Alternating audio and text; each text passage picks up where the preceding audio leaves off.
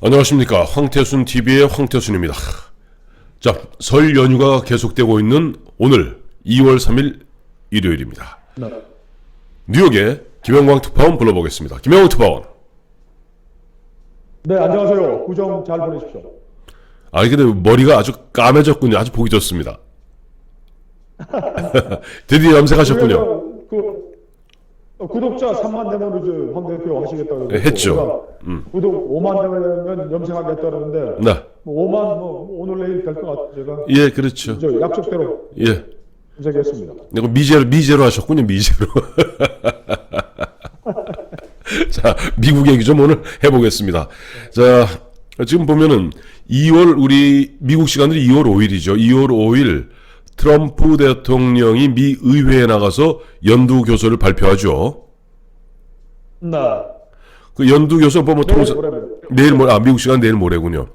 그 연두 교서를 발표하게 되면은 그야말로 쭉 뭐 미국의 뭐 전반적인 일련의 뭐 예산의 운영 방안, 정책 운영 방안 얘기하겠습니다만은 우리 대한민국으로서 가장 좀 관심 있는 것은 그동안 지금 보면은 스티브 비건하고 왔다 갔다 하잖아요. 결국 트럼프 대통령과 김정은의 2차 미북 정상회담 일자와 장소를 밝히겠다라고 트럼프 대통령이 얘기했는데 어떻습니까?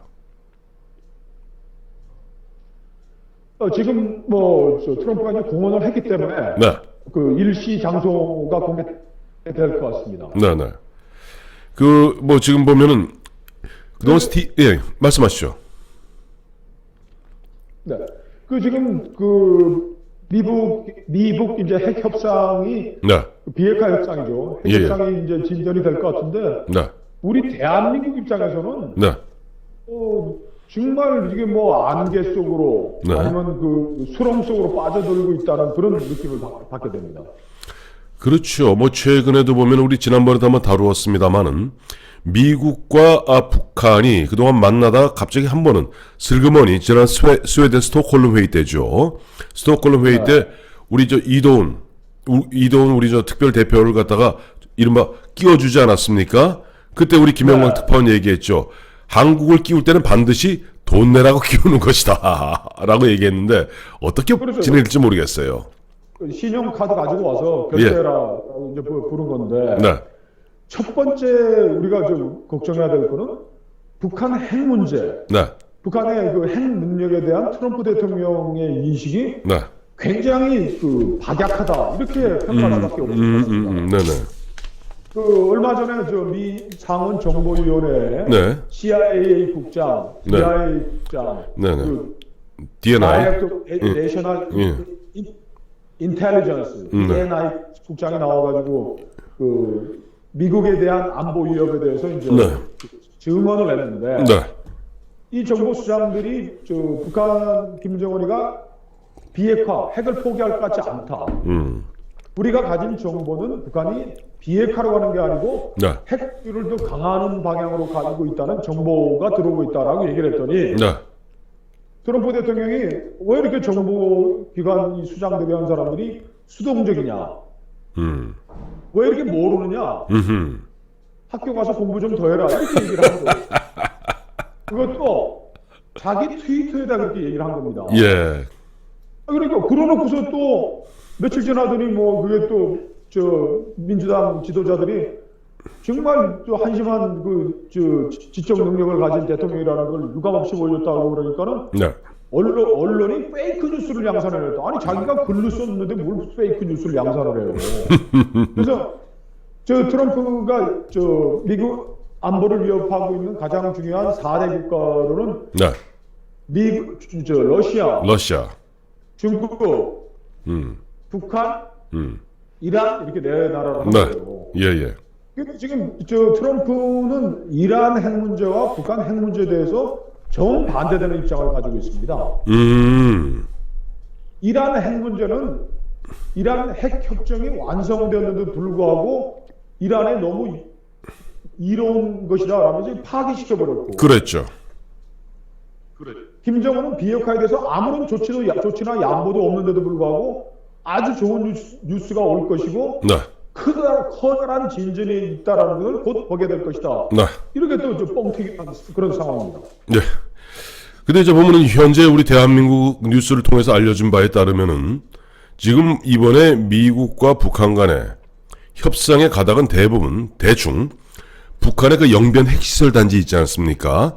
네, 핵시설 단지를 갖다가 우선 1차적으로 폐기하면은 거기에 이른바 대응 조치로서 미국이 종전 선언을 하고 그 다음에 예전에 보면 핵 리스트, 미사일 리스트부터 먼저 내라고 그러지 않았습니까? 그걸 2단계로 옮겼어요. 그 다음에 핵시설 폐기, 2단계로는 핵 및 미사일에 대한 리스트 제출, 그리고 최종적으로 그 다음에 ICBM의 폐기.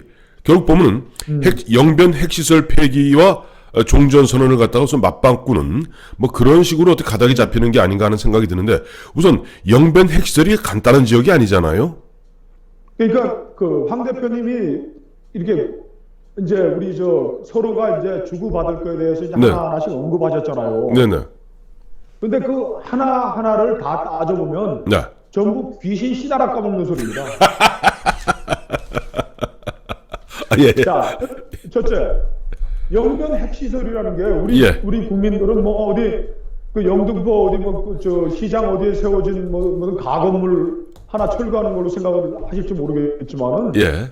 그거는 우리식으로 얘기하자면 현대중공업 조선소 플러스 삼성전자 기흥 반도체 공장 플러스 LG전자 무슨 뭐 반도체 생산 공장을 합친 첨단 과학 시설 단지인 거예요. 네, 그렇죠.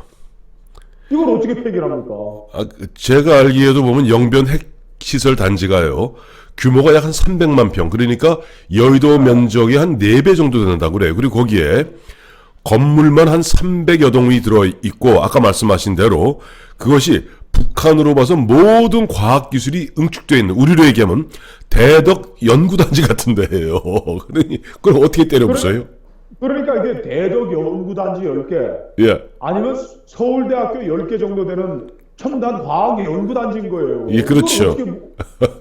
북한이 지금 뭐 유일하게 가지고 있는 자부심, 자산이라는 게 그거 하나밖에 없는 건데 네. 그걸 어떻게 폐기를 합니까? 그래서 부지하 세월이네요. 그 말이 좋아서 영변 핵시설 폐기지, 단지 폐기지 언제 이루어질지 모르겠네요. 그렇죠. 예. 그래서 저는 네. 우리가 뭐 이렇게 감히 2월 말에 이루어질 미국 핵 협상에 대해서 이렇게 자신 있게 얘기할 수 있는 거는 우리가 예. 지난 1993년 이후 26년간 네. 북한의 이 핵 협상술, 예. 핵 전략에 대해서 우리가 너무나 많이 가슴 아프게 네. 경험했기 때문에 이렇게 자신 있게 얘기할 수 있는 거예요. 그렇죠. 자, 이번에 테이블 위에 올려놓겠다고 미국이 얘기하고 북한이 얘기하고 지금까지 다 들어온 이야기 중에 네. 귀신 씨나락 까먹는 소리 아니고 손에 쥘 수 있는 구체적인 안건으로 올라갈 수 있는 건 저는 종전선언밖에 없다고 생각합니다. 그 종전선언은 가능하겠나요? 가능하나요? 추상적인 선언입니다. 선언이니까 그냥. 자, 우리의 미국과 북한 간의 적대적 관계를 다 청산하고 네. 정상적인 수교로 가기 위한 노력을 하겠다라고 선언하면 되는 거니까. 거기 뭐 추상적인 선언이니까 추상적으로만 얘기하면 되니까 할 수 있을 것 같아요.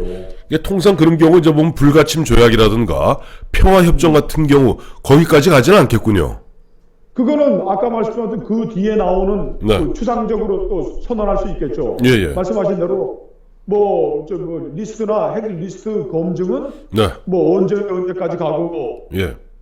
그거에 연동해서 뭐 북한과 미국 간의 수교 같은 것들을 해 나간다는 추상적인 약속은 할 수 있을 것 같아요. 구체적인 약속은 하지 않고.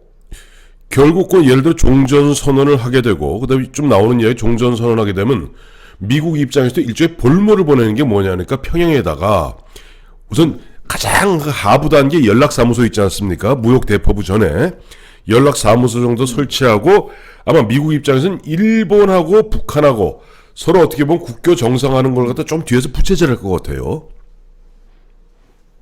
저는 이번 트럼프 김정은 회동에서 네. 손에 쥘 수 있는 구체적인 안건으로 올라갈 수 있는 게 저는 일본과 북한의 수교를 미국이 네. 용인해 준다라는 거. 네.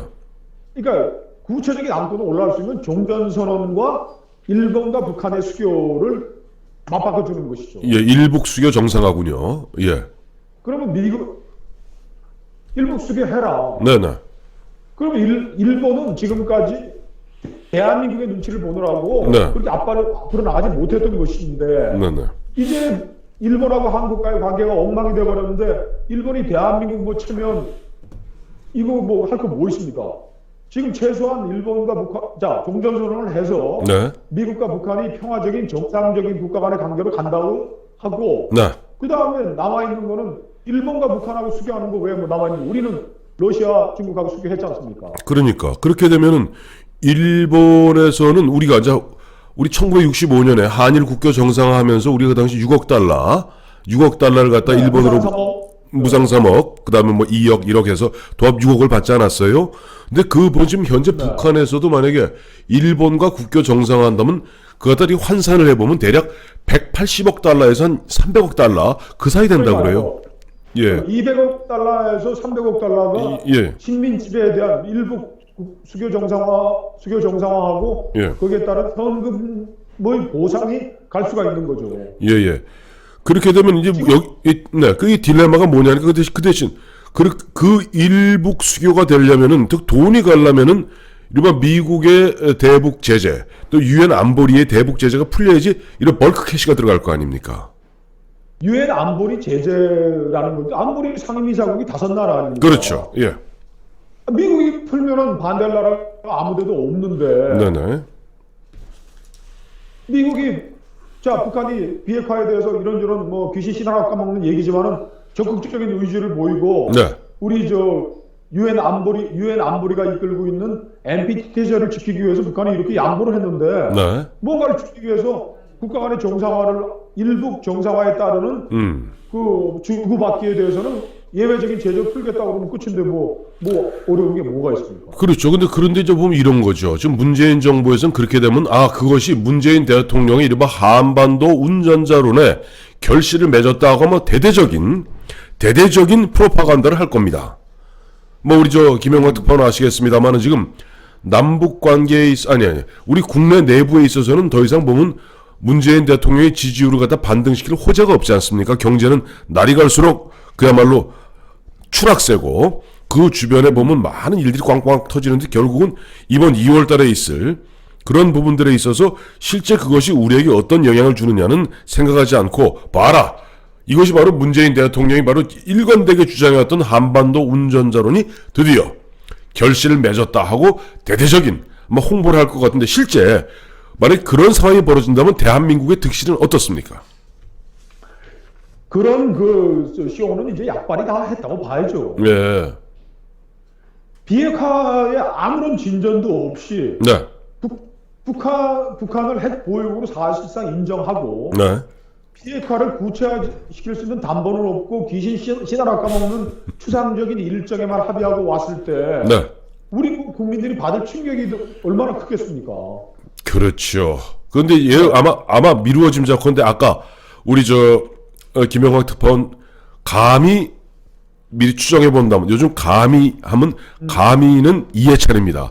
그러니까 이해찬은 또 그러겠죠. 이해찬 민주당 대표는 이 사람들아 보면 문재인 대통령 우리 좌파 정부가 이렇게 열심히 해서 지난 1년 몇 개월 동안 북한이 핵 도발을 했나 핵 실험을 했나 미사일 발사를 했나 근데 너희들이 감히 보수 언론들이 말이야 이것이 핵을 갖다 이구 살겠다고 국민들을 갖다 상대로 불안을 조성해 라고 하면 또 야단칠걸요. 문정인 씨가 알릴로에 나와서 예. 자기네 하는 한반도 비핵화, 네. 한반도 정세에 대해서 얘기를 한 적이 있지 않습니까? 있죠. 자, 트럼프, 김정은이 정상회담을 하면 네. 거기에 문재인 대통령이 가서 3자가 종전선언을 하고 네. 거기에서 대북 제재 완화라는 그거를 선물을 미국으로부터 받아들고 네. 남북 정상회담을 다시 해가지고 예. 뭐 관계를 진전하겠다 이런 구상을 얘기했지만 예. 지금 종전선언은 유감스럽게도 네. 한국을 뭐 불러서 뭐 같이 할 것 같지도 않고 예. 미국과 북한이 종전선언을 하고 네. 미국이 그 약속을 들고 시진핑을 만나서 미중북 3자의 종전선언을 하겠다는 거 아닙니까? 실제 보면 우리 1953년 7월에 이번 휴전 협정할 때 당사자가 미국, 중국, 북한 아니에요? 그러니까 우리는 그 무슨 뭐 한반도 운전자가 아니고 어떻게 한반도 구경꾼이 되는 거예요. 우리 운명의 구경꾼. 아, 한반도 운명의 구경꾼이 되는군요. 아, 이거 참, 어떻게 보면 설 연휴가 좀 진행되고 있는데, 뉴욕에서 어떻게 보면 좀 우울한, 내일 모레면 트럼프 대통령이 연두교수 발표하고 그야말로 본격적인 제2차 미북 정상회담 이런 분위기로 몰려갈 텐데, 그것이 결국은 네. 우리에게는 점점점 어떻게 보면 운명의 나락으로 우리를, 대한민국 국민들을 몰아넣는 것이 아닌가, 그런 말씀입니다. 그러니까 비핵화라는 관점에서 볼 때 네. 정말 우리 국민이 원하는 문재인 대통령이 얼마나 자주 얘기를 했어요. 네. 비핵화라는 것은 네. 북한이 보유하고 있는 모든 핵물질과 핵무기, 네. 그걸 운반한 미사일들을 다 제거하는 게 비핵화라고 그랬는데 네. 과연 미북 정상회담에서 거기에 대해서 얼마나 언급이 나오는지 한번 보시죠. 저는 우리 국민이 안도할 수 있는 어떠한 이야기도 나오지 않을 겁니다. 그리고 더 걱정은 네. 중국이 2015년 그 12월에 네. 현석월이가 이끄는 뭐 그냥 딴따라 그 팀들이 올 때 예. 그거에 대해서 그 냉대했죠. 조건을 냉대했죠. 냉대했는데 왜 냉대를 했느냐? 그 무대 뒤에 무슨 뭐 핵미사일 쏘는 맞아요. 거 예. 그거 걷어내라. 그렇게 신경을 쓰니까 현석월 아줌마가 화내고 수령님의 의지는 한 자도 고칠 수 없다 이래갖고 이제 갔는데 철수했죠. 예. 중국이 미국 의식해가지고서 그렇게까지 그 북한에 대해서 까다롭게 굴었는데 이제는 김정은이 불러가지고 좀 회담을 몇 번 했는데 4번 했습니까? 뭐 5번. 연락을 하도 많이 해서 모르겠어. 그러니까 그거 했지. 지금 저 시시껄렁한 무슨 예술단 왔다는데 시진핑 부부가 와가지고서 참가를 했지 않습니까? 그렇죠. 예. 현성월 옆에 떡 앉아갖고. 문재인 대통령이 뭐 북한 핵 제거한다고 그렇게 온 사방동네 다 뛰어다녔는데 네. 북한 핵 국화가 이미 끝나버린 거예요. 중국도 이제는 뭐 거기에 대해서 얘기하지 않겠다고 선언을 했는데 무슨 비핵화랍니까? 참 우울하고 슬픈 소식입니다. 자, 그래요. 김영광 특파원, 이제 보면 귀임할 날이 얼마 남지 않았습니다. 자, 우리 2월 6일, 한국 시간의 2월 6일은 서울에서 우리 김영광 특파원, 이제 다시 김영광 실장으로 돌아오고, 그날 김광웅 선생님 모시고 청와대 해부에 대해서 한번 얘기해 보겠습니다. 그날은 뭐 김영광 우리 특파원이 청와대에서 정무비서관으로 꽤 오랜 기간 동안 근무하셨기 때문에 아마 김광웅 선생님과 굉장히 의미 있는 대담이 될 것 같습니다.